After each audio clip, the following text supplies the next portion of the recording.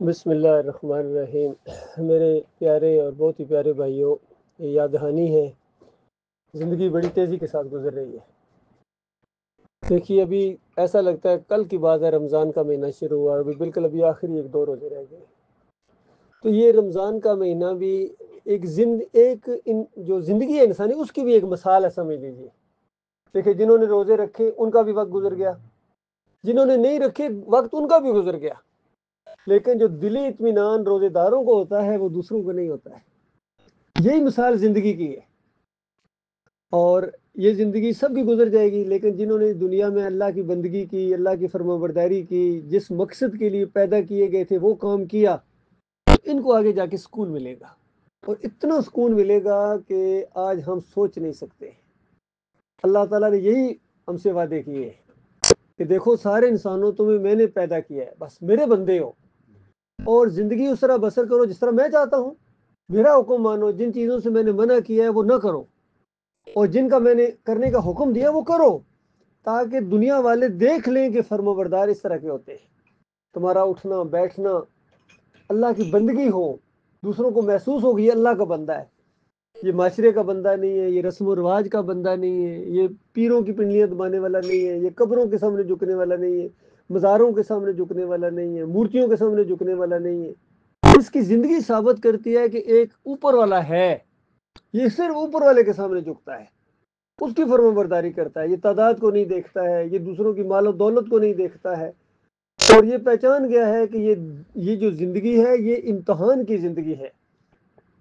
یہاں کسی کو دے کے آزمایا، کسی کو نہ دے کے آزمایا، کسی کو کم دیتا ہے، کسی کو زیادہ دیتا ہے، کسی کو مرد بنا دیا، کسی کو عورت بنا دیا، کسی کو اس علاقے میں پیدا کیا، کسی کو اس علاقے میں پیدا کیا۔ ساری زمین اللہ کی ہے، اور اس پوری کائنات کے اندر زمین کی مثال انتہائی ایک چھوٹے ذرے کی سی ہے، یقین کرو، اتنی بڑی کائنات ہے اللہ تعالیٰ کی۔ اور اللہ تعالیٰ نے وعدہ کیا ہے کہ یہ چند دن کی زندگی ہے، یہ تم میرے بندے بن کے دکھا دو، تو مرنے کے ساتھ میں تجھے وہ دوں گا، جنت کی بادشاہی کا تاج پہناؤں گا۔ جو دنیا کے بڑے بڑے بادشاہوں نے کھانے نہیں کھائے، وہ تمہیں ایسے کھانے ہمیشہ ملتے رہیں گے۔ دنیا کے بڑے بڑے بادشاہوں نے ایسے کپڑے دیکھے نہیں ہیں جو تمہیں ہمیشہ ہمیشہ اللہ تعالیٰ دیتا رہے گا۔ ایسی ایسی سواریاں ہوں گی وہاں، ہم تو یہاں ان سواریوں سے ذرا واقف ہیں، موٹر سائیکل، کار، ہوائی جہاز، وہاں اڑنے والے گھوڑے ہوں گے، اندازہ لگائیے، اڑنے والی کاریں ہوں گی، اور اڑنے والے ایسے آپ کے جو آپ کہیں گے وہ ہونا شروع ہو جائے گا، اندازہ لگائیے۔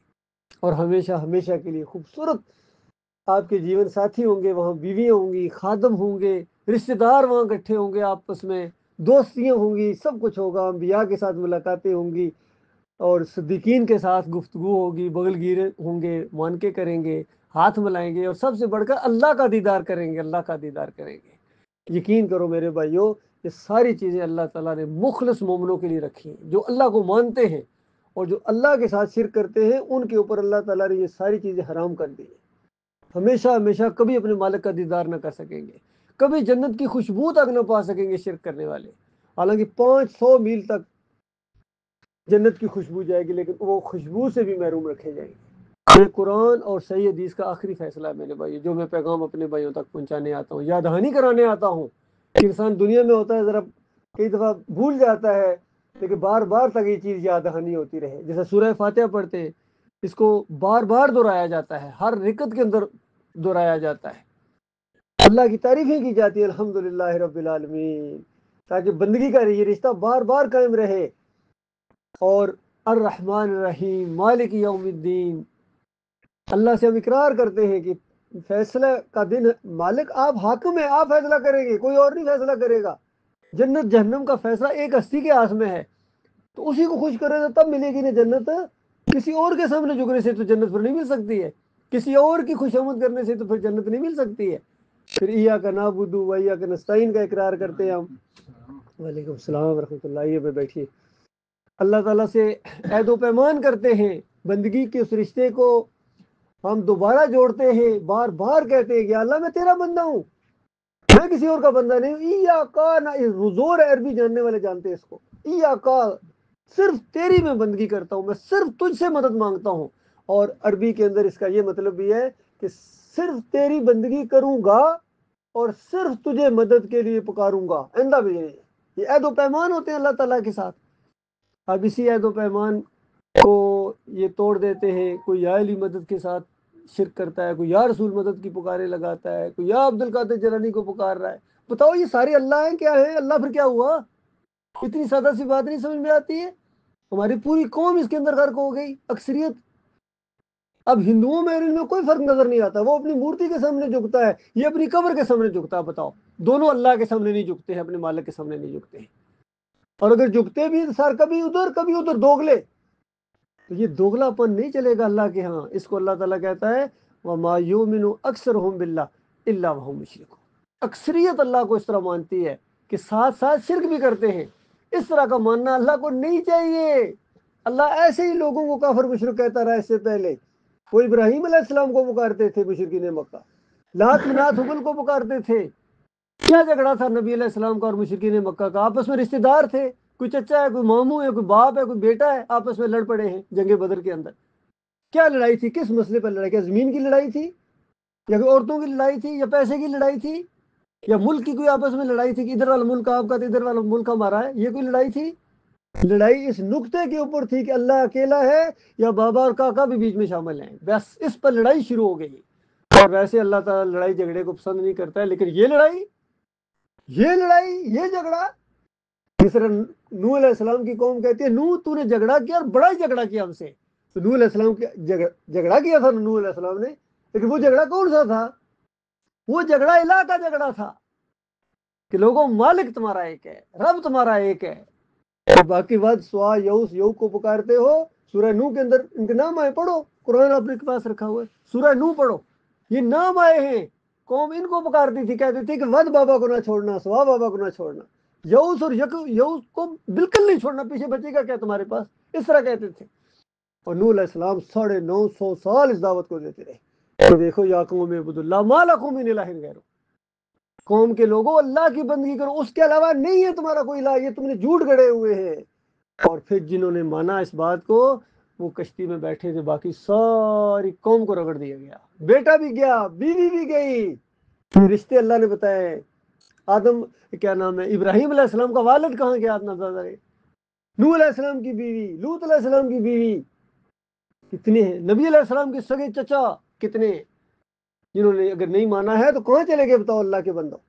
یہ رشتہ داری والا معاملہ نہیں ہے, یہاں ایمان والا معاملہ ہے.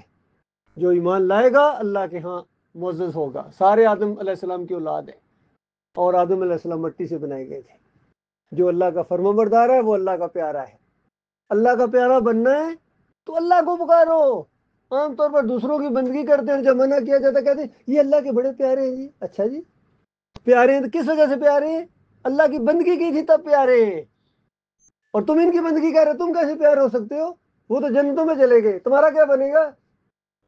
اتنی سادہ سی بات ہے میرے پیارے بھائی, اس پر غور کرنا ہے, اس کو تازہ رکھنا ہے, اس کو بھولنا نہیں ہے, ورنہ زندگی کی سارے کارنامے کے اوپر اللہ سے پھیر دے گا. یاد رکھیے, میں آپ کو قرآن کا نچوڑ بتا رہا ہوں. اگر زندگی کے آخری موقع پر اب آگے کہیں اس معاملے میں لچک دکھائی تو بس آپ اللہ کے یہاں سے فارغ ہیں. اور یہ ہم کیا ہیں, انبیاء کو اللہ کہہ رہا ہے, نبیوں کو اندازہ لگائی کتنے محنت کرنے والے لوگ تھے, کتنے پیارے اللہ کے گزرے ہیں. سورہ الانعام پڑھو, اس کے اندر اللہ تعریفیں کر رہا پہلے ان کی, اور آخر میں کہا وَلَوْ أَشْرَكُوا لَحَبِطَ عَنْهُمْ مَا كَانُوا يَعْمَلُونَ. اگر یہ شرک کرتے میں ساری کارنامہ حیات کے اوپر سے پھیر دیتا, مالک فرماتا ہے. اور سورہ زمر کے آخری رکوع میں اللہ تعالیٰ اپنے آخری نبی محمد صلی اللہ علیہ وسلم سے خطاب کرتا ہے. آخری رکوع پڑھو, سورہ زمر حوالہ دے رہا ہوں. اللہ تعالیٰ نبی علیہ السلام کو کہہ رہا ہے کہ اے نبی آخری ہیں آپ, اور آپ سے پہلے ہر نبی کو میں نے یہ بات کہی ہے. اور بات کیا ہے, لَإِنْ أَشْرَكْتَ, اگر تو نے بھی شرک کیا, لَيَحْبَطَنَّ عَمَلُكَ, تیرا عمل بھی ضائع ہو جائے گا, ختم ہو جائے گا. وَلَتَكُونَنَّ مِنَ الْخَاسِرِينَ, اور ضرور بالضرور تو خسارہ پانے والوں میں شامل ہو جائے گا. ایمان کے معاملے میں, توحید کے معاملے میں اللہ کے بندوں بڑی سنجیدگی اختیار کرنی ہے, اور اسی کو پھیلانا, اسی کو دوسرے بھائیوں تک پہنچانا, اس کو تبلیغ کہتے ہیں. اس کلمے کو بلند کرنا, یعنی اللہ کی توحید بلند ہو اور کفر و شرک کا جنازہ اٹھے, اس کو جہاد کہتے ہیں. اور اس وجہ سے جو لڑائی شروع ہو جائے اس کو قتال کہتے ہیں, اور جو بندہ مر جائے وہ شہید کہتے ہیں. پہلا قطرہ زمین پر گرنے سے پہلے اللہ تعالیٰ جنت الفردوس میں پہنچا دیتا ہے. سب سے اعلیٰ جنت ہے جنت الفردوس, باقی ساری جنتیں اس کے نیچے ہیں. جنت الفردوس سب سے اعلیٰ جنت ہے، اس کے اوپر عرش رحمان ہے، اس کے اوپر ہمارا مالک ہے۔ اللہ کے بندو، یہ ایک مختصر سی بات ہے۔ میں آتا ہوں آپ کے پاس، آپ کے جوش اور ایمان کو دیکھ کے خوشی بھی ہوتی ہے، آپ اس ایمان کی باتوں کو پسند کرتے ہیں، یہ اللہ کا شکر ہے ہمارا ہم سب کے اوپر، کیونکہ بڑی سادہ سی نشانی، یہ نہیں کہ کچھ لوگ کوئی پتہ نہیں چلتا جی، کوئی کیا کہتا ہے، کوئی کیا کہتا ہے، کوئی سمجھ نہیں آتی، ہم کدھر جائیں گے، ہم کیا کریں جی، ہم تو پڑھے لکھے نہیں ہیں، ہم تو عالم دین نہیں ہیں، اس طرح بھائی یہ تو جس قسم نے اللہ کی توحید بیان کی جائے اور شرک کا رد کیا جائے، اگر آپ کو خوشی نصیب ہوتی ہے تو آپ مومن ہیں، اور اگر پریشانی سی تھوڑی ہو جاتی ہے، یہ تو باتیں کرنے سے پھر ہمارے حضرت کا کیا بنے گا، ہمارے فلاں کا کیا بنے گا، تو اس کا مطلب ہے حضرت اور فلاں کا خیال ہے، اپنے مالک کا کوئی خیال نہیں ہے، تو یہاں بندہ پرکھا جاتا ہے۔ اللہ تعالیٰ غور و فکر کرنے کی توفیق عطا فرمائے، مالک ہمارے روزوں کو قبول فرمائے، کیونکہ شرط کے ساتھ اللہ نے قبولیت کا اعلان فرمایا مالک من صام رمضان ایمان و احتساب، جس نے رمضان کے روزے رکھے ایمان پر زور دی، ایمان و احتساب، ایمان کے ساتھ روزے رکھے، اس کے پچھلے گناہ معاف کر دیا، وہ غفر اللہ ما تقدم من ذنبہ۔ مجھے امید ہے اللہ تعالیٰ نے آپ سے یہ جو عمل کیے ہیں آپ نے، اللہ قبول کرے گا، اور انہی شرائط کے ساتھ آپ نے روزے رکھے ہوں گے، ایمان کی پختگی کے ساتھ، ایمان خالص کے ساتھ، اس پر قائم رہیے، آخری دم آخری سانس تک اس ایمان کو لے جاؤ میرے بھائیوں۔ اللہ جانتا ہے یہ آخری سانس کیا ہے، یہ موت جسے کہتے ہیں، یہ ایک موڑ ہے، اور موڑ کے بعد آپ دیکھتے ہیں پہلے کوئی چیز نظر نہیں آ رہی ہوتی، جیسا موڑ گھومتے آگے کچھ نظر آنا شروع ہو جاتا ہے، یہ موت موڑ ہے، اس موڑ تک اس ایمان کو لے جاؤ، آگے وہ جنت اور بہاریں آپ کو نظر آئیں گی کہ اللہ تعالیٰ آپ کو خوش کر دے گا، یہ کہ دنیا کی ساری تھکن دور ہو جائے گی، ساری کبھی پریشانیاں غم کبھی یاد نہ آئیں گے، ہمیشہ ہمیشہ کی ایک بہترین بات ہے جو آپ سمجھیں، ہم سمجھے ہیں، اپنے بیوی بچوں کو بتاؤ، اگر صحیح معنوں میں ان کے ساتھ ہمدردی ہے تمہاری، اپنے محلے والوں کو، اپنے علاقے والوں کو، اپنے ملک، اپنی قوم تک ہر جگہ یہ بات پہنچاؤ کہ بھائیو شرک کی وجہ سے تمہارے بال برباد ہو جائیں گے، یہ معاملہ ہے اللہ کے بندوں، اللہ تعالیٰ اس کو قبول کرنے والا ہے، مالک بہت غیور رب ہے، یقین کیجیے، غیرت والا رب ہے، جو اس کی توحید کا کلمہ بلند کرتا ہے، مالک اس کو کبھی اکیلا نہیں چھوڑتا ہے، مالک اس کو کبھی رسوا نہیں ہونے دیتا ہے، یقین کیجیے۔ انبیاء کی مثالیں آپ کے سامنے، اگر کوئی اس راستے میں مار بھی دے تو یہ تو لاٹری نکل آئی اس کی، یقین کرو گے کسی مومن کی اس طرح شہید ہو جائے اللہ کے راستے میں شہید ہو، اس کی لاٹری نکل آئی، مالک کی رحمت جوش میں آئی۔